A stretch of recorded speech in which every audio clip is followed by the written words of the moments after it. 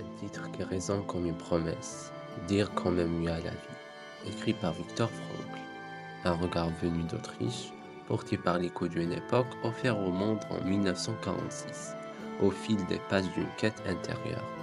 Un livre ancré dans la psychologie, où chaque mot éclaire l'ombre, où chaque ligne cherche le sens.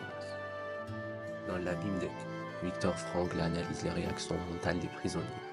Choc face à l'horreur, adaptation psychologique, puis dépersonnalisation après la libération. Pourtant, une lueur demeure. Même sous l'extrême souffrance, l'homme garde une liberté inaliénable, son attitude face à l'épreuve.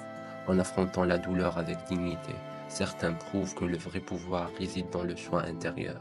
De cette épreuve naît la logothérapie, une quête de sens qui transforme la souffrance en espoir. La logothérapie, développée par Viktor Frankl, postule que la quête de sens est la motivation première de l'existence humaine. Elle aide chacun à découvrir et réaliser son propre sens de vie, en privilégiant les possibilités d'avenir plutôt que les déterminismes.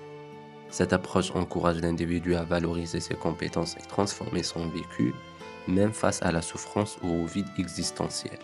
Insistant sur la liberté de choix, elle affirme que le sens ne s'impose pas, mais se découvre, favorisant ainsi le bien-être psychique et somatique. Premier principe, la voie de l'accomplissement. En façonnant une œuvre ou en poursuivant un objectif porteur de valeur, l'individu transcende son quotidien. Le jardin des rails devient ainsi un espace d'expression et de partage où chacun investit sa créativité. Ses perspectives orientent le regard vers des horizons communs. Deuxième principe, la voie de l'amour. Dans l'amitié, l'art ou la contemplation, l'individu se fond dans une réalité plus vaste. Ainsi, le jardin des rails devient un théâtre vivant où fresques et sculptures murmurent au regard. La nature y insuffle un souffle apaisant et chaque rencontre, une porte entr'ouverte vers l'autre, vers soi. Troisième principe, la voie de la transcendance. Le sens naît dans l'attitude face à l'inévitable. En transcendant l'épreuve, l'individu se forge, trouvant une force et ancrage. L'existant renie aux promesses de résilience, un espace ouvert à tout, écho d'une harmonie partagée, une ambiance sensorielle, éveillant l'âme à l'introspection. Le jardin des rails, figé dans l'oubli, semble privé d'âme et de souffle. Ces espaces désertés et ces structures délabrées murmurent l'écho d'un vide, un lieu en quête de sens.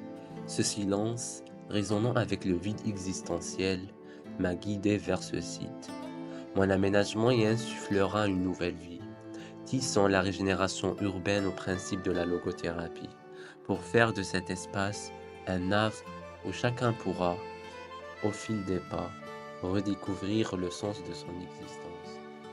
Et si le temps s'efface, un souffle nouveau s'élève, les rails serpentent, veines d'acier où circule la mémoire, guidant l'errance, invitant au rêve.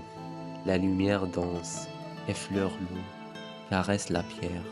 Les murs, empreintes vivantes, renaissent sans cesse. Sous la voûte végétale, l'espace respire. Les pas résonnent, les murmures s'entrelacent, et l'âme retrouve son écho dans le vent. Un jardin où chaque chemin est promesse, chaque regard de mémoire, chaque instant un horizon nouveau. L'intelligence artificielle s'impose comme un outil promoteur en conception architecturale, mais elle présente des limites majeures. Elle ne comprend ni l'échelle ni la proportion, générant souvent des structures et des espaces inadaptés. Le manque de détails précis rend difficile l'intégration d'éléments spécifiques, comme les fresques évolutives ou les sculptures.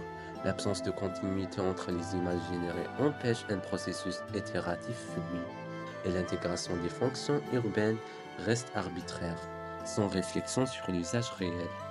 De plus, l'intelligence artificielle mélange les concepts, rendant les résultats confus et éloignés de la réflexion humaine. L'intelligence artificielle doit rester un outil complémentaire. Seule la sensibilité et l'expertise humaine peuvent assurer une conception cohérente et adaptée aux besoins des usagers.